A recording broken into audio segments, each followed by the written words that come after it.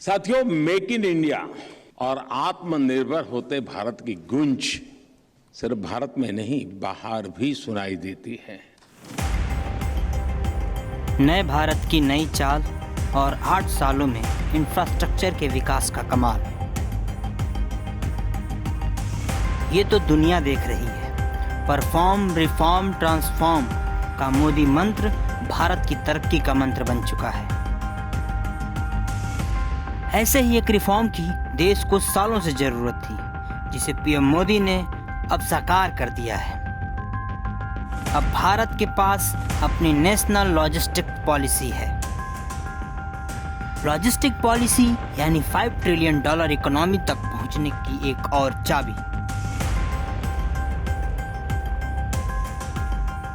दरअसल पिछले 8 सालों तक जब सरकार ने देश में इंफ्रास्ट्रक्चर विकसित करने को लेकर काम किया, तब ये सोच थी कि जब लॉजिस्टिक पॉलिसी लागू की जाए तो देश की प्रगति में तेज गति से योगदान दे सके। जब देश में इंफ्रास्ट्रक्चर लगभग विकसित हो गया तो पीएम मोदी ने नेशनल लॉजिस्टिक पॉलिसी लागू की।